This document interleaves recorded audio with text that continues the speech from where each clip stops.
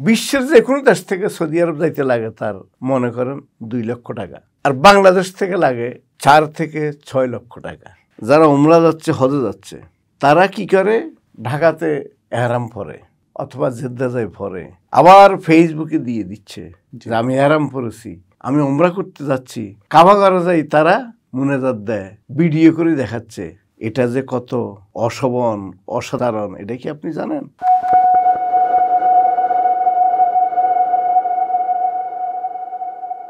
সুপ্রিয় দর্শক, আসসালামু আলাইকুম। মানি রুলসের আজকের প্রোগ্রামে আপনাদের স্বাগতম। মানি রুলসে আমাদের সাথে সংযুক্ত হন এই সমাজের বিশিষ্ট ব্যক্তিগণ, এবং তাদের কাছ থেকে আমরা বিভিন্ন ইনফরমেশন, বিভিন্ন তথ্য, জ্ঞান, অভিজ্ঞতা নিয়ে আপনাদের সাথে শেয়ার করি। আজকে খুব ব্যতিক্রমী একজন মানুষ আমার সাথে সংযুক্ত হয়েছেন, যিনি জীবনের বড় একটা সময় কাটিয়েছেন বিদেশে। মাত্র 22 বছর বয়সে যিনি বিদেশে পাড়ি জমান এবং বিদেশে যেয়ে তিনি নিজের অবস্থানকে পাকাপোক্ত করেন, নিজেকে সফল একজন ব্যবসায়ীতে রূপান্তরিত করেন। এবং মজার ব্যাপার হচ্ছে, তিনি বাংলাদেশের ইকোনমিতে রেমিটেন্স আর্নার হিসেবে যে অবদান রেখেছেন, তার জন্য বাংলাদেশ সরকার 2009 সালে তাকে সিআইপিতে ভূষিত করেন। আমি মনে করি এটা বাংলাদেশের জন্য একটা গর্বের বিষয়। তিনি শুধু দেশের বাইরে নন, দেশেও তার ব্যবসা কার্যক্রমকে বৃদ্ধি করেছেন এবং দেশীয় অর্থনীতিতে অবদান রাখছেন, এমপ্লয়মেন্ট ক্রিয়েট করে চলেছেন। যার কথা এতক্ষণ বললাম, তিনি হচ্ছেন জনাব নূর মোহাম্মদ ভূঁইয়া, আমার অত্যন্ত প্রিয়জন, যিনি একজন চিন্তাশীল মানুষ। মানুষের উপকার করা, জনগণের কথা ভাবা, অন্যের ক্ষতি না করা, এগুলো হচ্ছে তার চরিত্রের প্রধানতম বৈশিষ্ট্য। আমি মনে করি এমন একজন মানুষকে পাওয়া আমাদের জন্য সৌভাগ্যের। আজকে আমরা অনেক বিষয় জানবো জনাব নূর মোহাম্মদ ভূঁইয়ার কাছ থেকে। চলুন শুনি নূর মোহাম্মদ ভূঁইয়া সাহেবের জীবনের নানা উপাখ্যান, তার অভিজ্ঞতা, তার জ্ঞান আমরা আপনাদের সাথে শেয়ার করার চেষ্টা করি। জনাব নূর মোহাম্মদ ভূঁইয়া, আপনাকে অসংখ্য ধন্যবাদ আমাদের আজকের প্রোগ্রামে অ্যাটেন্ড করার জন্য, আমাদের আমন্ত্রণে সাড়া দেওয়ার জন্য। ধন্যবাদ আপনাকে, অশেষ ধন্যবাদ। আমার ব্যাপারে যা বলেছেন আসলে তা এর ধারে কাছেও নাই। আমি একজন নগণ্য, এবং আমি আল্লাহ তাআলার কাছে বলি, পৃথিবীতে মানুষকে অনেক বেশি জ্ঞান দাও। জ্ঞানই হচ্ছে মূল মানুষের বিচারণে শক্তি। আমি আজকে অনেক গর্বিত। আমি আপনার স্টুডিওতে আসার পর থেকে আমি ভাবছি আপনার মতো একজন বাংলাদেশের ধন্য মানুষের সামনে আমি বসতে পারবো, কথা বলতে পারবো। আমি আপনার কিছু বই পড়েছি, এবং আপনি বাংলাদেশের ব্যবসা বাণিজ্য, বাংলাদেশের সংস্কৃতি, বাংলাদেশের যে প্রেক্ষাপট, তা নিয়ে আপনি যেই লিখুন, ইংলিশ এবং বাংলা দুইটাতেই, এটা সত্যি অতুলনীয়। আমি কালকে যখন আপনার প্রেস যে আপনার বইগুলো মুদ্রণ করে, ওনার সাথে কথা বলেছি, ওনার থেকেও জেনেছি আপনার এত পরিশ্রম করে এত বড় বড় বইগুলো আপনি লেখেন, এত বিষয়গুলি নিয়ে, যেগুলি আমাদের জাতিতে আমরা অনেক লেখক দেখছি, অনেক কবি দেখেছি, সাহিত্যিক দেখেছি, কিন্তু সেগুলির সাথে আপনার অনেক বেশি ব্যতিক্রম লেখা। প্রতিটা বইয়ের আপনার পাতা হয় প্রায় 400-500 এরকম, এবং নিখুঁত, তাত্ত্বিক, বাস্তব সবকিছু আপনার লেখার সংমিশ্রণ থাকে। সত্যি আমি আপনার কাছে আজ বাংলাদেশের একজন মানুষ হিসেবে আমি আপনার কাছে কৃতজ্ঞ। না, থ্যাংক ইউ। ব্যাপার হচ্ছে, আপনি অনেক মহানুভব মানুষ, এই জন্য আপনার মুখ দিয়ে এত সুন্দর সুন্দর কথা বের হলো। আমরা একটু আপনার ছেলেবেলায় ফিরে যেতে চাই। আমার প্রথমেই আমি যখন আপনি স্কুলে পড়তেন, যখন আপনি কলেজে পড়তেন, এই সময়টায়, তখন 60-এর দশক, যদি ওই সময়টার প্রেক্ষাপটটা আমাদের মানে সংক্ষেপে একটু বর্ণনা করেন, তাহলে আমাদের দর্শকরা ওই সময় আবার ফিরে যেতে পারবে অনেকেই। জি, আমার এই বয়সে আমি যখন আমাদের স্বাধীনতা যুদ্ধ চলে, আমি তখন 6ম শ্রেণীর ছাত্র। আর আমার যখন বয়স 4 এরকম হবে, আমি তখন 1965-এর ভারত পাকিস্তানের বিশাল যুদ্ধ দেখেছি, শুনেছি, আমি রেডিওতে শুনেছি। তারপরে 72, 75, 80 এসব ঘটনাগুলো আমার চোখের সামনে। আমার জীবনে একটাই জিনিস খেয়াল ছিল যে লেখাপড়া করব, রাজনীতি করব, সমাজনীতি করব এবং অর্থনীতির ব্যবস্থা করব। আমি একসাথে সব করেছি। আমার খেয়াল হওয়ার পর থেকে আমি একদিন 1 ঘন্টা আমার এই 65 ইয়ার্স লাইফে আমি বেকার ছিলাম না। সাংঘাতিক একটা শিক্ষণীয় ব্যাপার যে আপনি 1 ঘন্টার জন্য বেকার ছিলেন না, আলহামদুলিল্লাহ। আমাকে একটু বলবেন যে আপনি ছোটবেলায় ছাত্র রাজনীতিতে জড়িয়েছিলেন, জি। এই যে ছাত্র রাজনীতিতে আপনার জড়ানো, এটা মানে কি আপনাকে উদ্বুদ্ধ করেছিল? জনসেবা নাকি নিজে একটা ভালো পজিশনে যাওয়া? হ্যাঁ, আমি আসলে এই প্রশ্নগুলো আমাকে বিভিন্ন মিডিয়ায় করেছে, বিভিন্ন টেলিভিশনে আমাকে প্রশ্ন করেছে, আমি জবাবও দিয়েছি। যেহেতু আপনি আজকে আবার পুনরুল্লেখ করেছেন, সেটা হলো আমি আমার জীবনে আমি যে কাজগুলো করেছি তখন তো বুঝতাম না এটা রেজাল্ট কি, করেই গেছি, নজরে পড়েছে, করেই গেছি। কিন্তু আজকের এই অবস্থা আমি বুঝতেছি আমার প্রতিটা কাজ ছিল দোয়ার কাজ। এটা কি দোয়ার, যেভাবে আপনি ব্যবসা করবেন, ইনভেস্ট করবেন, প্রফিট করবেন, আমার এই প্রচেষ্টাগুলো ছিল আসলে দোয়ার জন্য। আমি আমার পরিবারের জন্য চেষ্টা করেছি, সমাজের জন্য চেষ্টা করেছি। আমার সবসময় উদয়ের মন দিয়ে উদয়ের মানুষগুলোর জন্য, হতদরিদ্র মানুষগুলোর জন্য আমি কিন্তু চিন্তা করেছি। তখন তো আমার সামর্থ্য ছিল না, কিন্তু আমি সেই পথে আগাবো এতটুকু আমার একটা নেশার মতো ছিল। এই জন্য আমি খুব অল্প বয়সে আমি ছাত্র রাজনীতি শুরু করেছি। ধারাবাহিকভাবে রাজনৈতিক দলগুলোর এই যে বাংলাদেশের পরিবর্তন হয়েছে, আমি করেছি, সেটাও তাও মানুষের কল্যাণের জন্য চিন্তা করে। তার মানে মর্নিং শোজ দ্য ডে একটা কথা বলে। তার মানে আপনার বাল্যকাল দেখলেই বোঝা যায় যে মানুষের প্রতি আপনার মমত্ববোধ, ভালোবাসা, এটা ছোটবেলা থেকেই আপনার মধ্যে ছিল, এটা কাজ করেছে। এটা গড গিফটেড, কিন্তু হয়তো আমি পাইতাম না। অবশ্যই। তো সেটা আমরা এখন তার প্রতিফলন, আমরা যারা আপনার কাছের মানুষ তারা অনেকেই জানি। আপনি 22 বছর বয়সে যখন বিদেশে গেলেন, দেশের মাটিতে অনেক সম্ভাবনা ছিল, হয়তোবা সবসময় থাকে, মাতৃভূমি ছেড়ে আপনি বিদেশ গেলেন এবং সেখানে যে লম্বা এই 42 বছরের একটা মানে দীর্ঘ জার্নি, আপনি সেখানে কাজ করলেন। যখন গেলেন তখন আপনার মোটিভেশনটা কি ছিল, যে আপনি কেন বিদেশ যাচ্ছেন?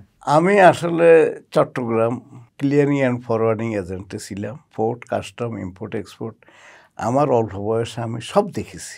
তখন আমার খেয়াল হলো, তখন আমি চাকরি করতাম, কিন্তু খেয়াল ছিল আমি লাইফে ব্যবসা করব।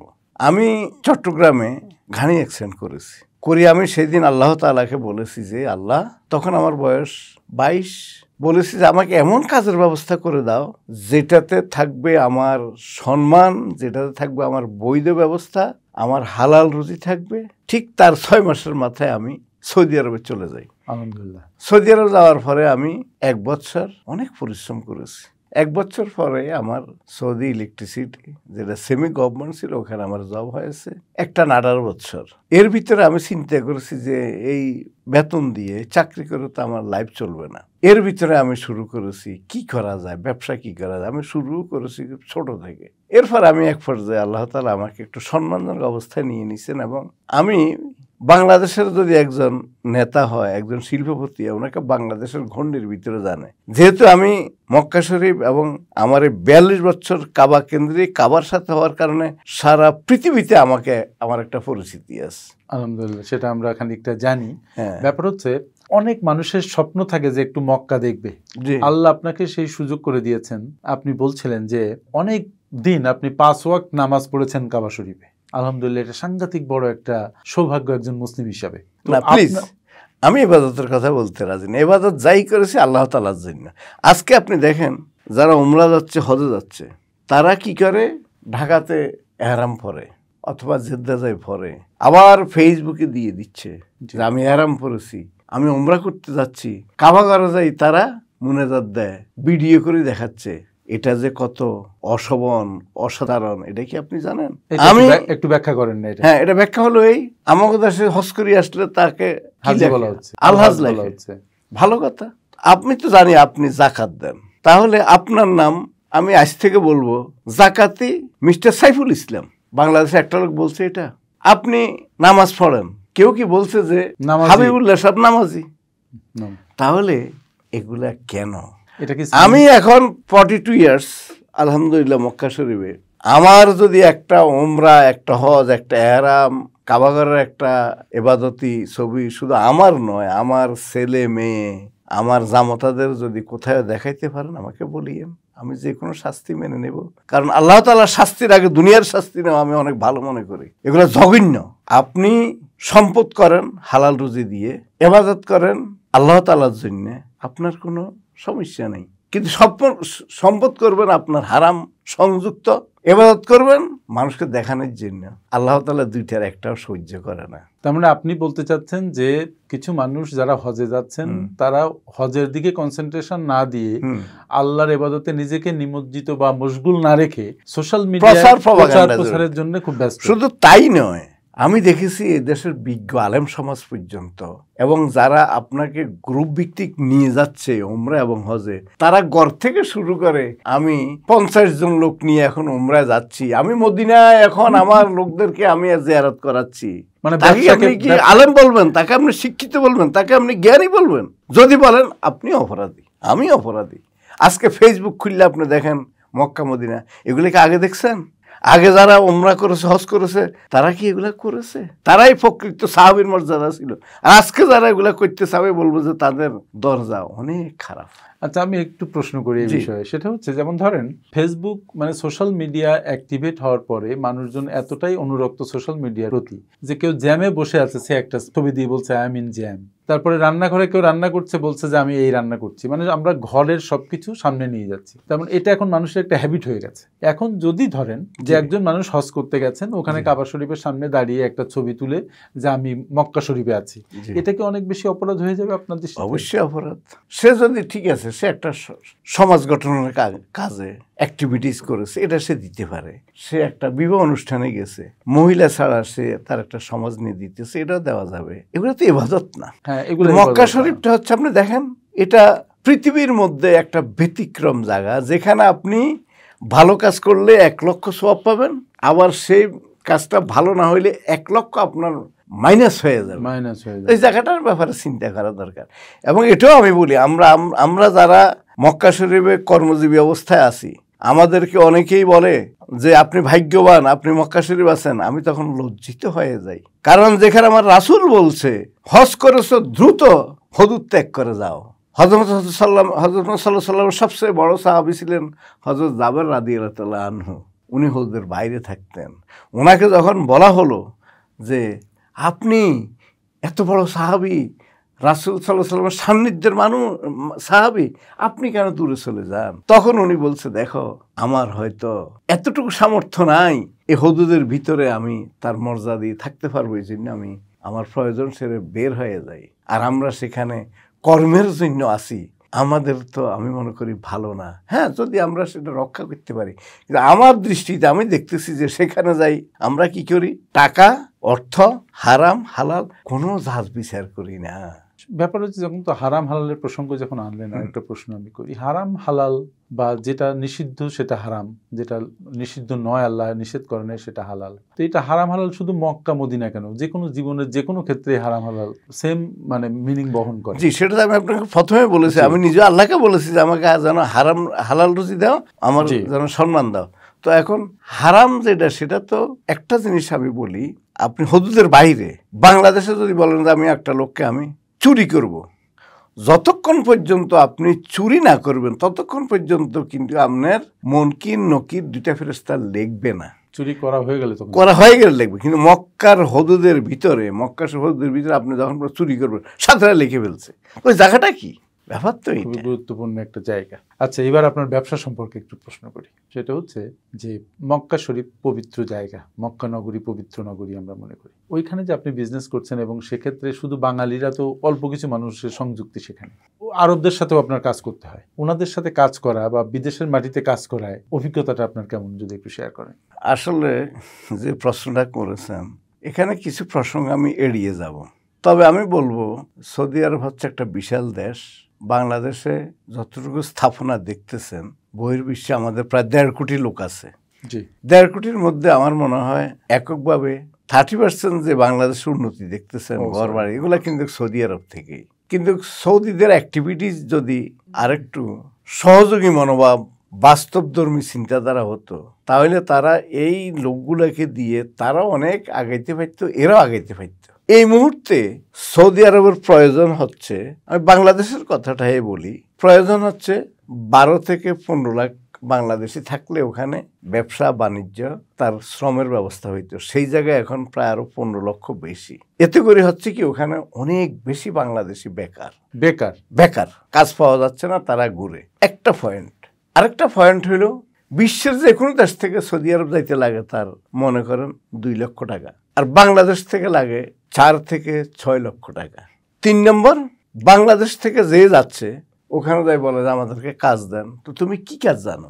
যে কাজ দিবেন, তো যে কাজ দিবেন এটার কি অর্থ হইল? অথচ আপনি দেখেন আমাদের পার্শ্ববর্তী নেপাল, শ্রীলঙ্কা, ইন্ডিয়া, পাকিস্তান, এই দেশগুলোর কথা বলি, তারা তাদের দেশে টেকনিক্যাল ইনস্টিটিউট খুলে রেখেছে, তাদেরকে টেকনিক্যাল কাজ শিখিয়ে তারা বিদেশ পাঠায়। তারা কিন্তু বেকার ওখানে খুব কম। তার মানে এটা খুব দুটো পয়েন্ট চলে এসছে, খুব ভালো দুটো পয়েন্ট। সেটা এক হচ্ছে যে আমাদের ছেলেমেয়েরা ওখানে যে প্রায় ছেলেরা বিশেষ করে অর্ধেক বেকার, সাংঘাতিক কথা কিন্তু এই মুহূর্তে। তার মানে অর্ধেক বেকার, অর্ধেক বেকারত্বের কারণ হচ্ছে তারা যে কোনো কাজ করতে রাজি, তার মানে তাদের কোনো স্পেশাল স্কিল সেট নাই। আপনি বললেন যে অন্যান্য দেশ তাদের দেশে কারিগরি শিক্ষা এমনভাবে তৈরি করছে যে তারা সেখান থেকে স্কিল সেট সংগ্রহ করে স্কিলড হয়ে তারা বিদেশে যাচ্ছে, যে কাজ পাচ্ছে। তাহলে ওখানেই যে বেকারত্ব, মানে এটা একটা ওয়েস্টেজ, যে এখান থেকে যে ওখানে বসে খাচ্ছে। কিন্তু তার চাইতে বড় ইম্পর্টেন্ট হচ্ছে রাষ্ট্রের কনসেন্ট্রেশন দেওয়ার জায়গা হচ্ছে কারিগরি শিক্ষায় শিক্ষিত করে বিদেশে পাঠানো, বিদেশে পাঠাচ্ছে। আর একটা পয়েন্ট আমি দিচ্ছি, আমি গত কিছুদিন আগে আসার আগে আমার সাথে একটা বাংলাদেশি ওখানে নামাজ পড়েছে, একই যায় নামাজে। তা আমাকে বললো যে আমাকে একটু কাজ দেন। আমি বললাম কেন? আমি আসছি আজকে 3.5 মাস, বাড়ি হচ্ছে ব্রাহ্মণবাড়িয়া, আমার কোনো কাজ নাই। তো আমি বললাম যে তোমার কপিলকে তোমার একামা আসেনি? বললো যে না। আমি যখন আসছি ঢাকা থেকে আমাকে বলছে তোমার কাজ আছে, ওভারটাইম আছে, তোমার কপিল আছে, একামা আছে, সব আছে। এখানে আসার পরে দেখি যে আমার পাসপোর্টে লেখা আছে 90 ডেজ মেয়াদ আছে। এখন আমি আমার কপিলও দেখি না, আমার একামাও দেখি না, কিচ্ছু দেখি না। কোথায় আমি কাজের কথা বললে ঠিক আপনার মতো আমাকে 2টা কথা বলে, কপিলকে একামা আছে কিনা, আইডিয়া আছে কিনা, নাই। তো তুমি কত টাকা দিয়ে আসছো? আমি 6.5 লক্ষ টাকা দিয়ে আসছি, মানে 6.5 লক্ষ টাকা দিয়ে আসছি। তো তুমি জানো না যে সৌদিতে কাজ নাই? সৌদিতে এখন একামা, তানাজুল এগুলা কঠিন। কারণ আমাকে বলছে তুমি একামা পাবা এবং তুমি তানাজুল করে যাবা। আমি কই যে সৌদিতে কোনো তানাজুল নাই, কারণ 4 জন প্রবাসীকে যদি কোনো একজন সৌদি বা কেউ যদি তানাজুল নিতে হয়, তার ক্লিয়ারেন্স তার অধীনে নিতে হয়, তাহলে 4 জনে একজন সৌদি রাখতে হয়। ওই সৌদির জন্য 5,000 রিয়াল প্রতি মাসে তাকে ব্যয় করতে হবে। তো এই 4 জন দিয়ে কি ইনকাম ওই লোকটা করবে যে একজনকে সৌদিকে দিবে? আচ্ছা, এখন কথা হলো যে তাইলে এই লোকটাকে কে পাঠাইছে এখান থেকে? কেউ না কেউ পাঠাইছে অবশ্যই। তাইলে এই যে এরকম ফলস পাসপোর্ট ভিসার একামা দিয়ে যাইতে হাইয়েস্ট খরচ হয় মনে করেন 1 লক্ষ, টিকিট সব 1.5 লক্ষ গেল, এতগুলো টাকা দিয়ে গেছে। এই জন্য দায়ী কি? আমরা দায়ী। আমাদের এখানে যারা অভিভাবক মনে করি যে লোকটা সে দায়ী। এটা হচ্ছে একটা মানে অগোছালো আমাদের দেশটা, শুধু গরিবদেরকে তারা গরিব বানানো, আর আজকে যারা রাজা সেজে আছে রাজার রাজত্ব করে সম্পদশালী হওয়া। সুপ্রিয় দর্শক এবং যারা বিদেশে আছেন তাদেরকে এই প্রসঙ্গে একটা কথা বলে রাখি যে বিদেশে যাওয়ার আগে 1000বার চিন্তা করে যাওয়া দরকার, কার মাধ্যমে যাচ্ছেন সেটা যাওয়া দরকার। ভূঁইয়া সাহেবের বক্তৃতা থেকে যেটা বেরিয়ে আসলো সেটা খুবই ভয়ঙ্কর, যে 5-6 লাখ টাকা দিয়ে সেখানে যাচ্ছে, যেটার খরচ হওয়া দরকার সর্বোচ্চ হয়তো 1 থেকে 1.5 লাখ টাকা, এবং যাওয়ার পরে ওয়ার্ক পারমিট নাই, কাজ করার কোনো মানে লিগাল ডকুমেন্ট নাই, এ কারণে তাদের বেকার থাকতে হচ্ছে মাসের পরে মাস, এবং একসময় পাসপোর্টের ডেট শেষ হয়ে আসছে। সুতরাং আমরা যারা যাচ্ছি তাদের কেয়ারফুলনেস খুবই দরকার, কারণ যদি অন্যের প্রতারণা আমরা ধরতে না পারি তাহলে বারবার প্রতারিত হতে থাকবো। রিয়েলি।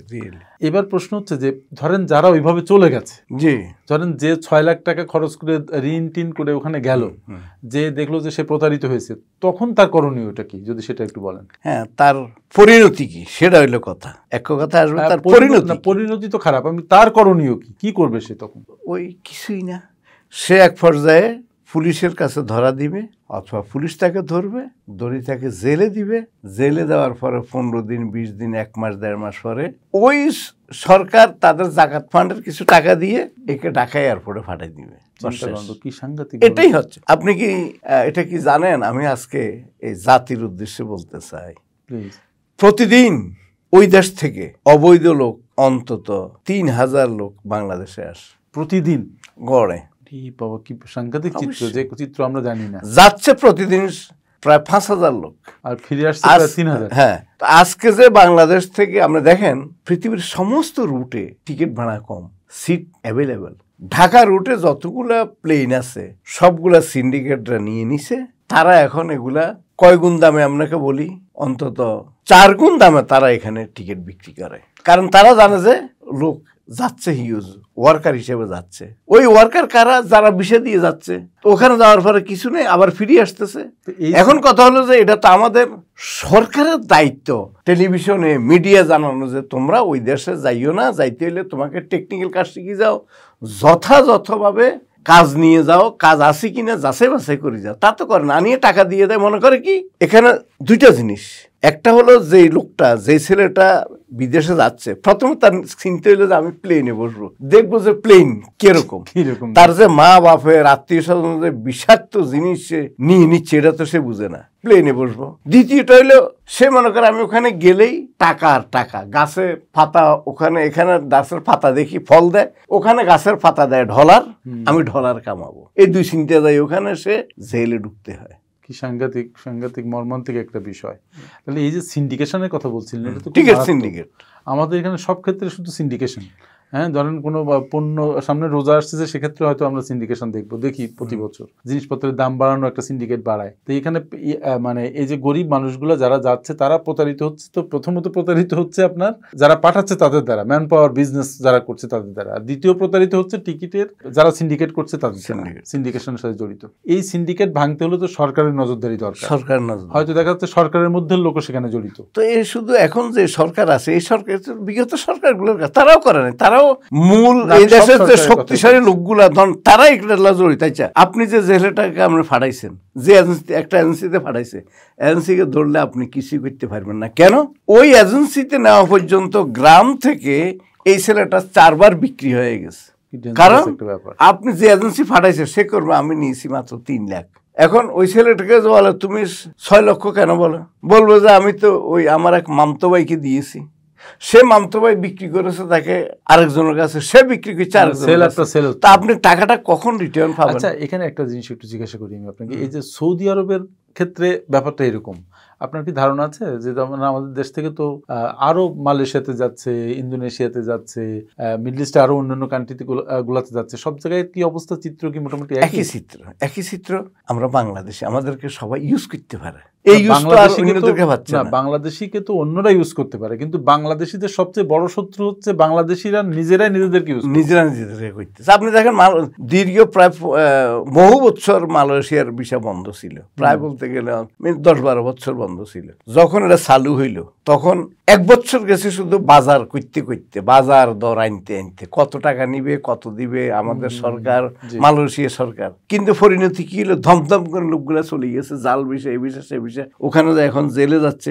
এই গত সপ্তাহ 2 ভিতরে তো কয়েক ফ্লাইট বাংলাদেশ থেকে চলে আসছে। হ্যাঁ, কেন আসছে? এরা গেছে যে এখন কত, হয়তো বছর 2 হয়েছে। তাহলে মানে এখানে কি সংস্কার দরকার আপনার মনে হয়? What do you think? আপনার শরীরের পুরো গায়ে হয়েছে ওই যে একজিমা, তো ওষুধ কোথায় দিবে? দশা তো এটা আপনি কোনখান থেকে সংস্কার করবেন? পুরো বডি খাইতে বসে, পুরো বডি কেটে ফেলে খাইতে কত টাকা লাগে? ওই খাওয়ানোওয়ালা লোকগুলো তো এটাই বুঝে না। That's true. বেশি খাইতে যায়, আজকে ফালাইছে না, দরকার ছিল? কোনো দরকার ছিল না। আচ্ছা, ওখানে যে আপনি বিজনেস করছেন, ওখানে ক্যাপিটালের যে যোগান, আপনারা মানে সৌদি আরবে বিজনেস করতে যে ওয়ার্কিং ক্যাপিটাল লাগে, এটা সংগ্রহ কিভাবে হয়? ওখানে কোনো প্রতিষ্ঠান কি, মানে কোনো ব্যাংক বা কোনো লিজিং কোম্পানি, ইসলামিক কোনো ফাইন্যান্স, এরা কি আপনাদেরকে ফাইন্যান্স করে? একদম না।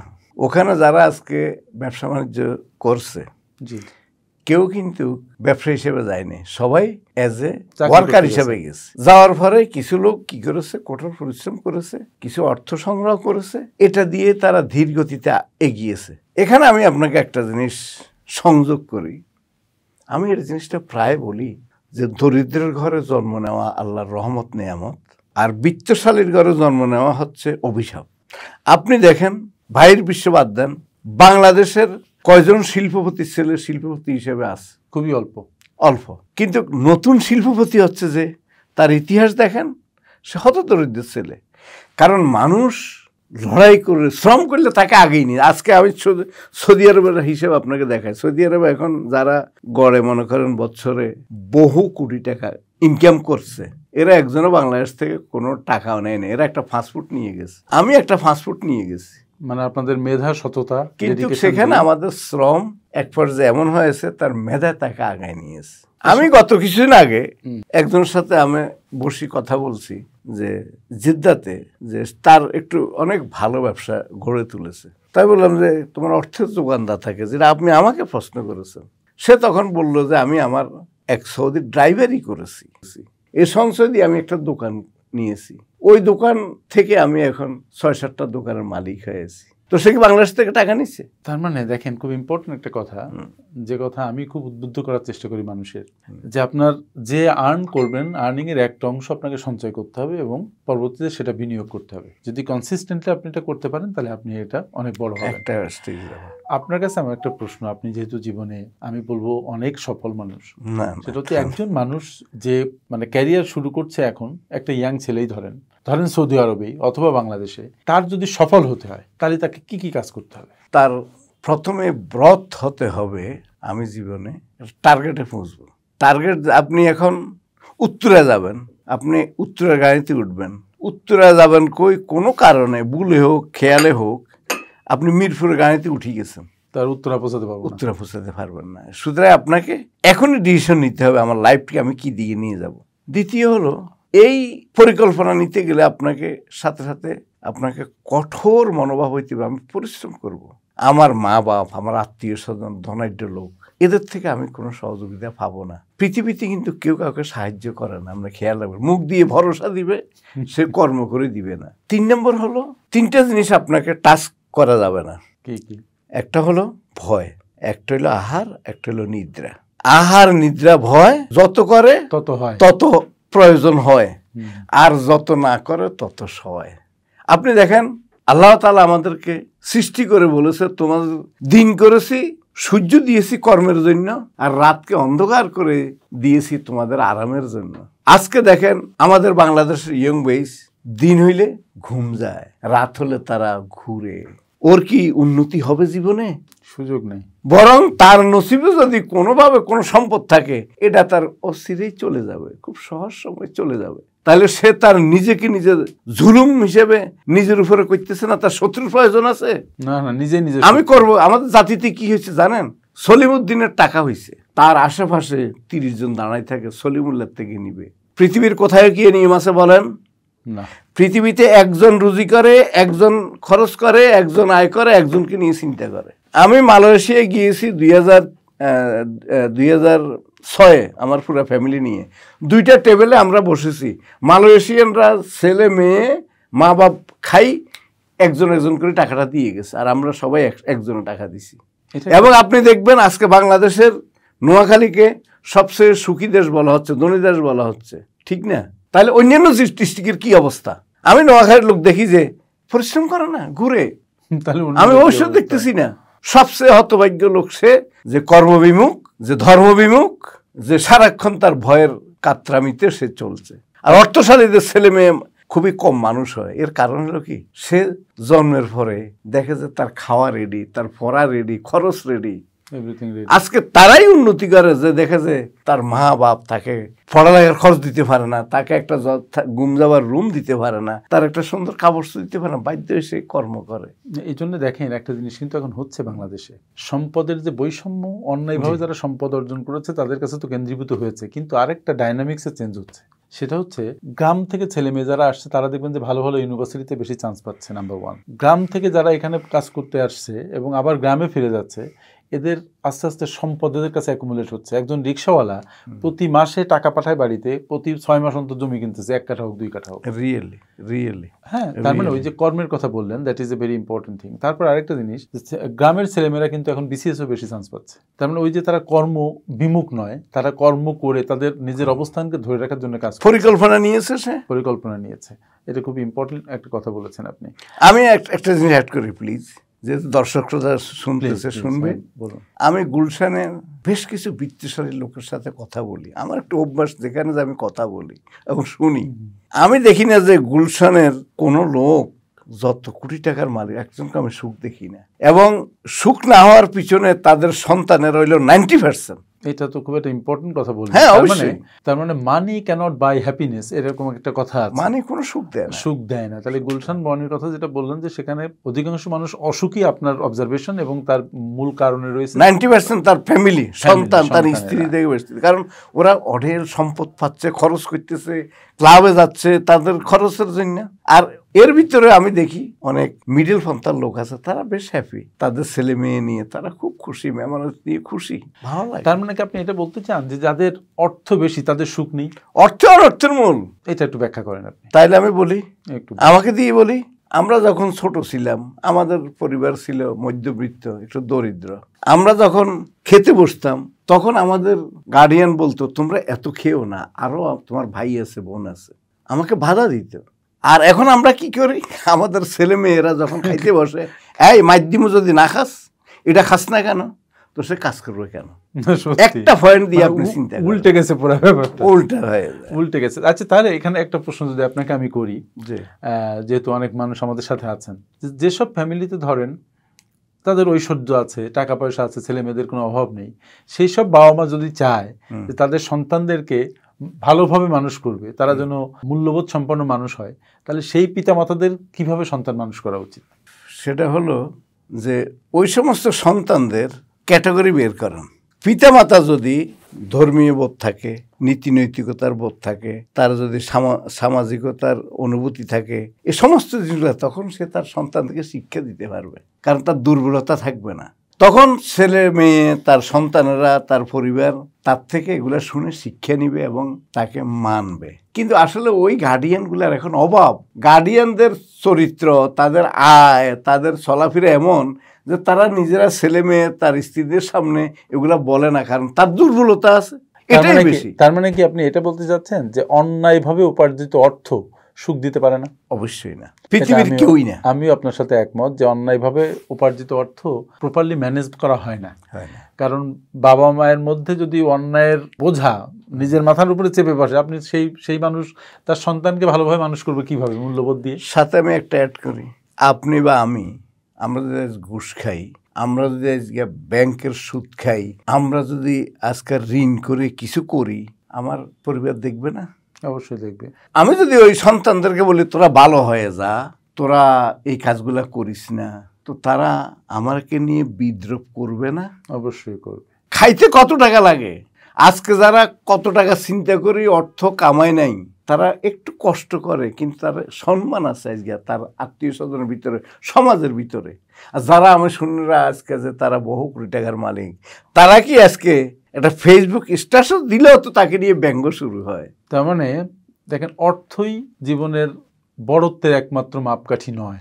না, সাথে সে কতটা সুখী হলো সেটা একটা ব্যাপার, পাশাপাশি সমাজ তাকে কিভাবে নিল, সে কি সম্মানের সাথে সমাজে বসবাস করতে পারলো, নাকি সে ধিকৃত হলো, অসম্মানিত হলো? যদি অসম্মানিত হয় তাহলে ওই টাকার দরকার কি, প্রয়োজন? এটা হচ্ছে প্রশ্ন। আচ্ছা, আপনি দেশে এসছেন, আপনি বাইরে যান আবার দেশে আসেন, প্রতি বছর আপনি দেশে অনেকটা সময় থাকেন, দেশের জন্য কাজ করেন। আচ্ছা, এখানে ব্যবসা, বর্তমানে বাংলাদেশে ব্যবসার অবস্থা কেমন বলে আপনি মনে করছেন, একেবারে কারেন্ট ইকোনমিক পরিস্থিতিতে? এটা তো আমি গত কিছুদিন থেকে বলিয়ে আসতেছি যে আপনি একজন ব্যবসায়ী, আপনি যদি ইনভেস্ট করেন, ইনভেস্ট কেন করেছেন? কিছু প্রফিটের জন্য।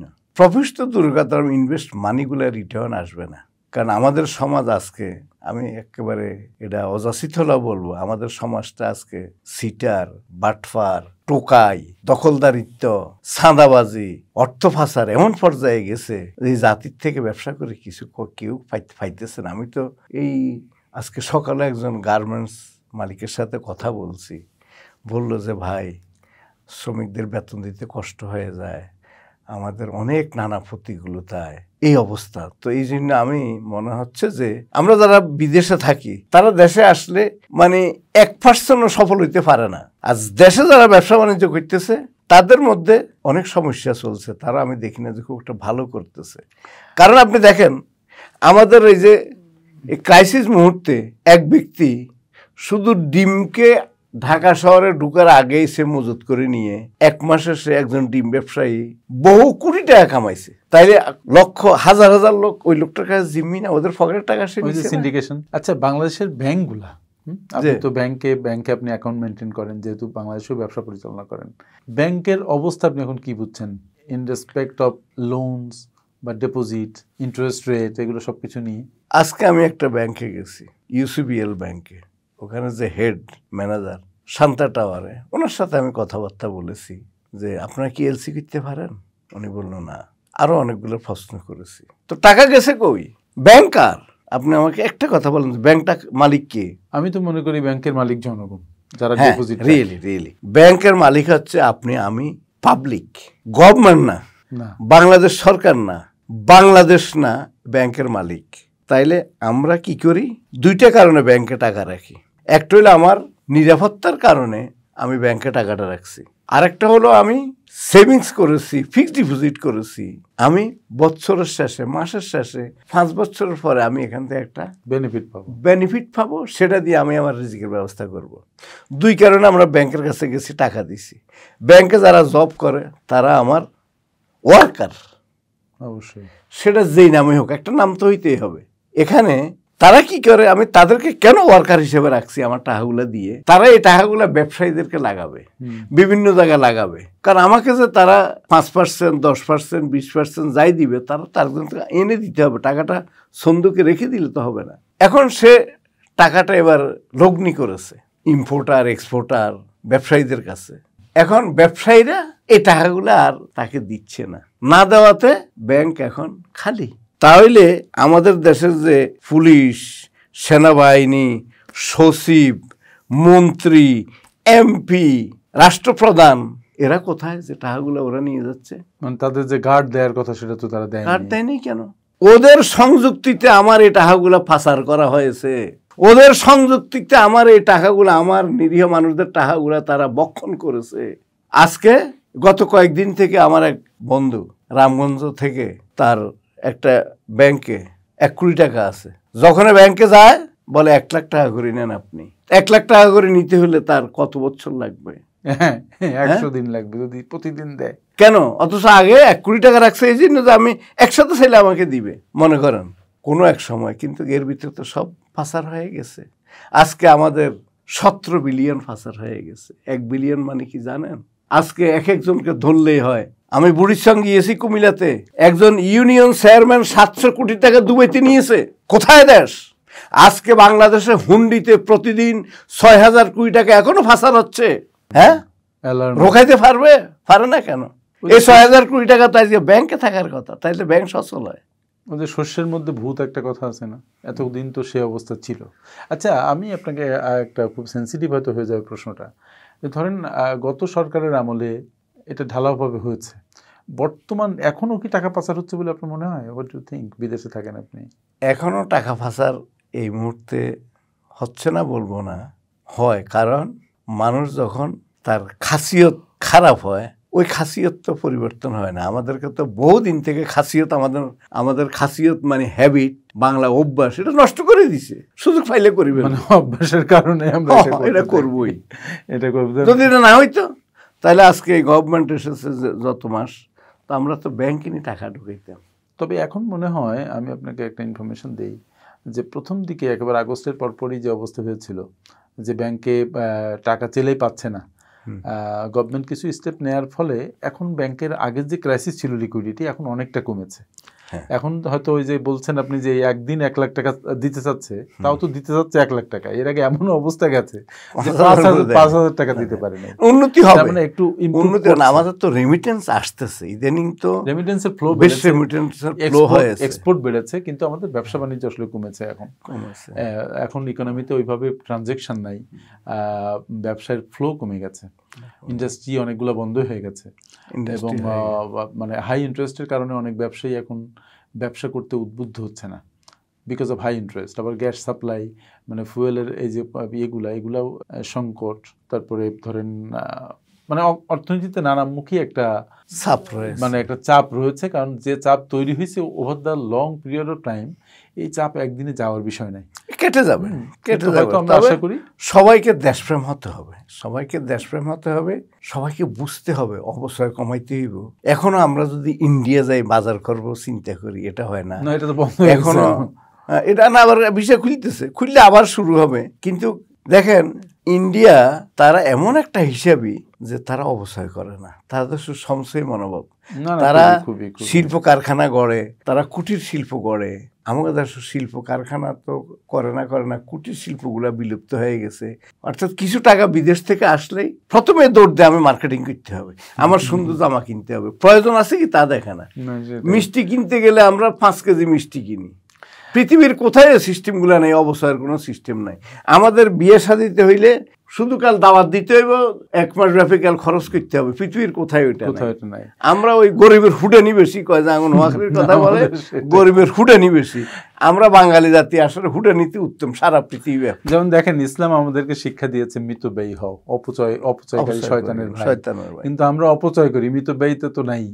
হ্যাঁ, তো মিতব্যয়ী হওয়া সবার খুব দরকার। আচ্ছা, আরেকটা প্রশ্ন আপনার সাথে আমি করি, যেহেতু জীবনের আপনি অনেক মাল্টিপল এরিয়াতে আপনি কাজ করেছেন। যেসব ছেলেমেয়েরা এখন বেরিয়ে আসতেছে এডুকেশন সেক্টর থেকে, প্রতি বছর প্রায় 20-22 লক্ষ জব ফিল্ডে জব পাওয়ার জন্য অপেক্ষা করছে, এদেরকে আপনি কি বলবেন যে জব করা ভালো নাকি উদ্যোক্তা হওয়া ভালো, ব্যবসা বাণিজ্য করার দিকে মনোযোগ দেওয়া দরকার? এই যুবকদের সম্পর্কে আপনার পরামর্শ কি? আপনি উদ্যোক্তা হবেন, কিন্তু আপনি ওয়ার্কার পাইতে হবে না। হ্যাঁ, পেতে হবে। দুই সাইডে এদেরকে মন্থন করতে হবে। তার মানে দক্ষতা উন্নয়ন, মানে যদি আমরা দক্ষতাটাকে ভালোভাবে উন্নয়ন করতে পারি, তাহলে আমাদের রেমিটেন্সের প্রভাব অনেক বেড়ে যাবে। আমাদের দেশীয় মানে প্রোডাকশন ইউনিটগুলোতে প্রোডাকশন বেড়ে যাবে, প্রোডাক্টিভিটি বাড়বে। আমি আরেকটা জিনিস আমি অ্যাড করি, আজকে যে আমাদের ছেলে মেয়েদেরকে আমরা উচ্চশিক্ষিত হওয়ার জন্য বিদেশে পাঠাই, এই ছেলে মেয়েগুলো আমাদের জাতিতে আসতেছে না। এটা আমাদের জাতির সবচেয়ে বড় লস। অবশ্যই। আপনি তো এমনি তো আমাদের শিক্ষা ব্যবস্থা শেষ করেছে, এমনি তো আমাদের যুবক সমাজকে নেশা দিয়ে শেষ করেছে, এমনি তো আমাদের আইন বিভাগকে আজকে নষ্ট হয়ে গেছে। এর ফলে আবার মেধাশ্রেণীকে আপনি বাইরে পাঠাই দিচ্ছেন। কত দিক দিয়ে আপনি আপনার দেশটাকে ক্ষতির সম্মুখীন করছেন। এটা আপনার এদেরকে আনা দরকার, কারণ এদের পিছনে আপনার রাষ্ট্র, এই যে আপনার একটা ছেলে মেয়ে আজকে অস্ট্রেলিয়া গেছে, আপনাকে কিন্তু ডলার হিসাবে পাঠাইতে হচ্ছে, টাকা হিসাবে। তো আপনার ফরেন ইনকামগুলো দিচ্ছে না, আপনার দেশের অ্যাসেট যাচ্ছে না, তো তাকে আবার আপনি দেশে আনতে পারলেন না, সে ওখানে তার রিজিকের জন্য থেকে যাচ্ছে। তা আপনার দেশ কত দিক দিয়ে ক্ষতি হচ্ছে। একটা মজার জিনিস শেয়ার করি আপনার সাথে।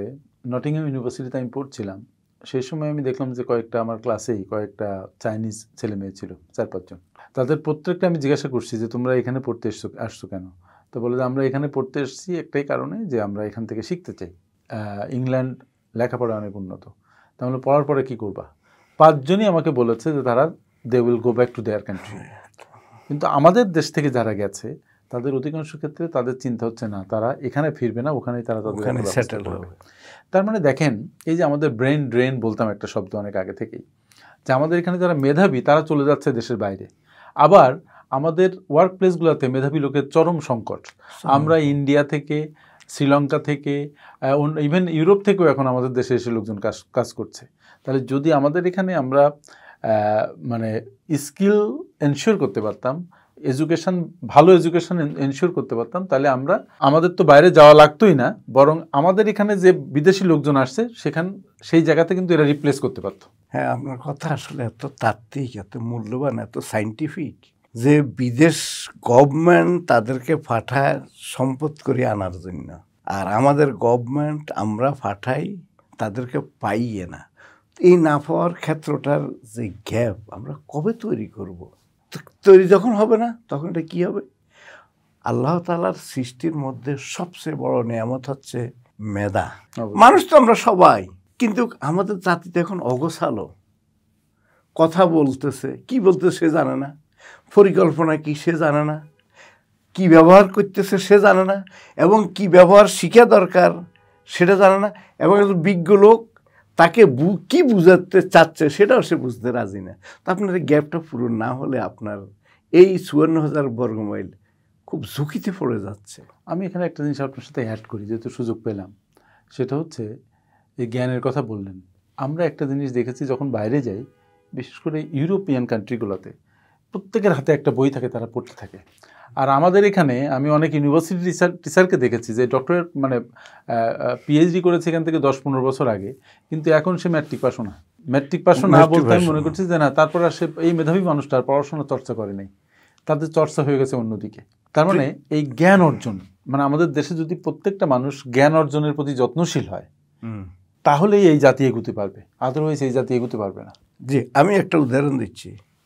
পৃথিবীতে খ্রিস্টান হচ্ছে 2.5 কোটি, 250 কোটি, মুসলমান হচ্ছে 200 কোটি। পৃথিবীতে খুব বেশি পড়ে কোরআন শরীফ, সবচেয়ে পঠিত গ্রন্থ, আর পৃথিবীতে সবচেয়ে বেশি বিক্রি হচ্ছে বাইবেল।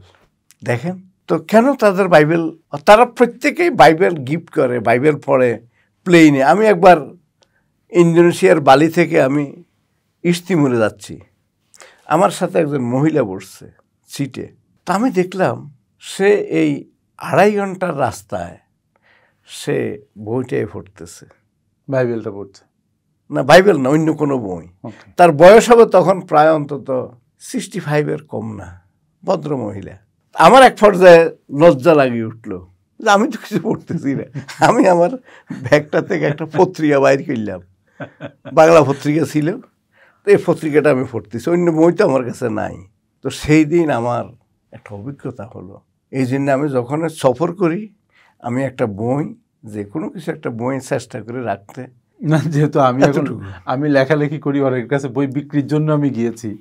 অদ্ভুত ব্যাপার কি জানেন, যে বই, মানে বই কিনবো টাকা দিয়ে, তার চেয়ে 1 কাপ কফি খাবো 300 টাকা দিয়ে। হ্যাঁ, আচ্ছা, তারপর আরেকটা ব্যাপার, মজার জিনিস শেয়ার করি আপনার সাথে। সেটা হচ্ছে আমি যাকে বই গিফট করেছি তারা অনেক ক্ষেত্রে বইটা ছুঁয়ে দেখে নেই।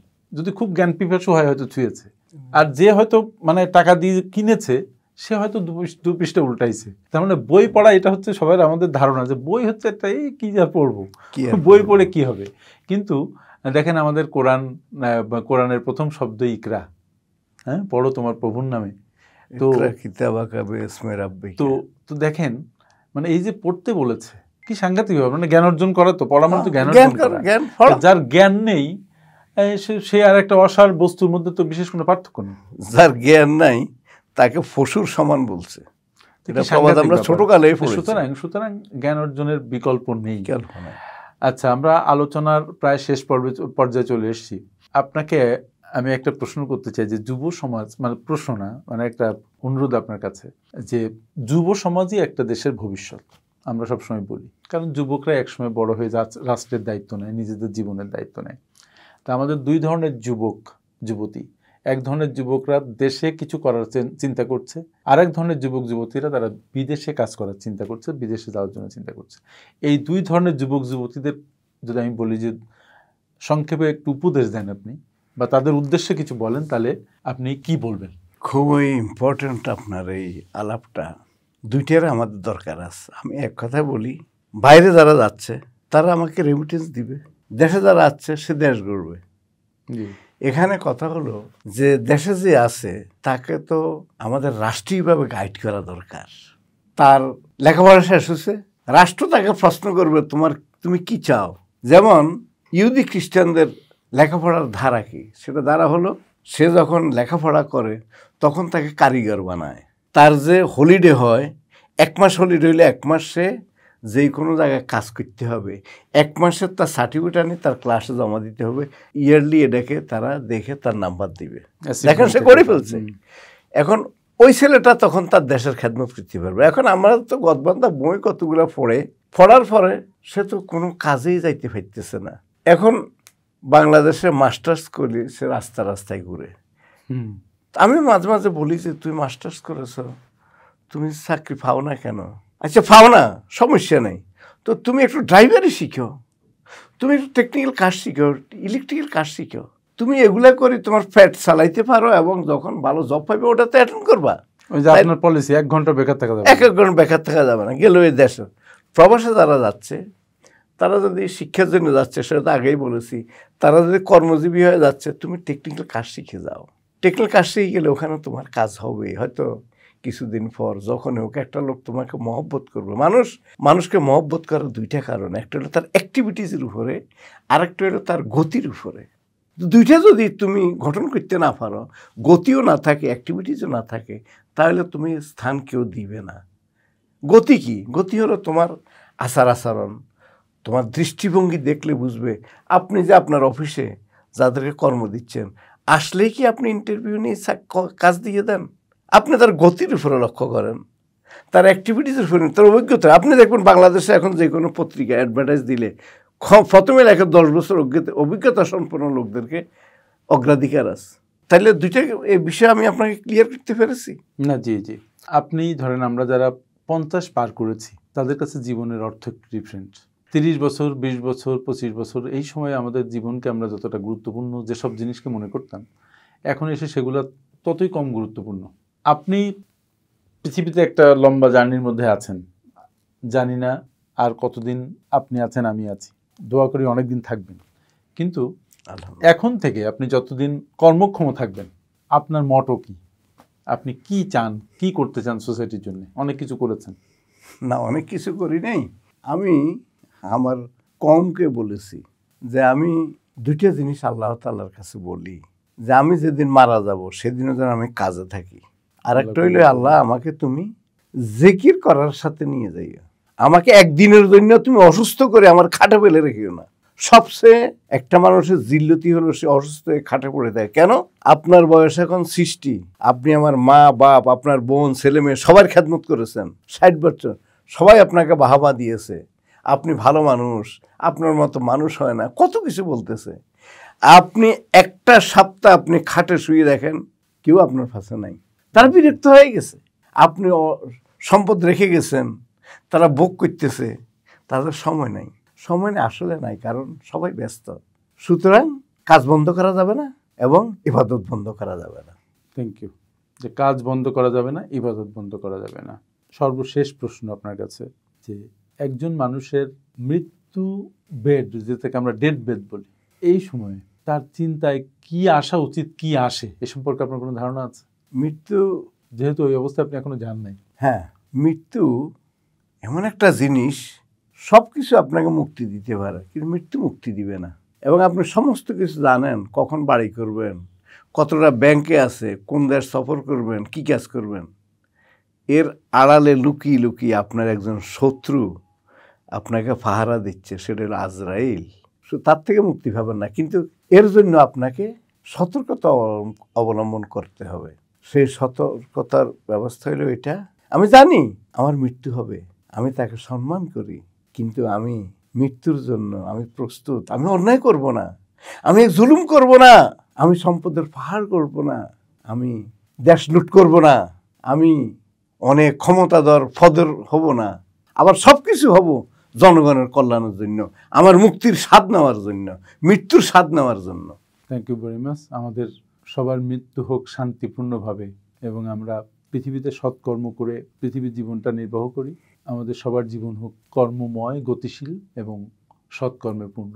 আপনাকে অসংখ্য অসংখ্য ধন্যবাদ আমার সাথে এই অনেক ধন্যবাদ লম্বা সময় আমাকে দেওয়ার জন্য। আপনি অনেক ব্যস্ত মানুষ। আবার হয়তো কখনো আপনার সাথে দেখা হবে আর অন্য কোনো প্রোগ্রামে। আমাদের জনসাধারণ, আমাদের সামনে উপস্থিত যারাই আছেন, তারা আমার প্রিয় অনেক জ্ঞানী সাইফুল ইসলাম সাহেবের আজকের এই ধারণকৃত সাক্ষাৎকারটি সবাই মনোযোগ সহকারে দেখবেন, এই বলে আমার বিদায় নিচ্ছি। আসসালামু আলাইকুম।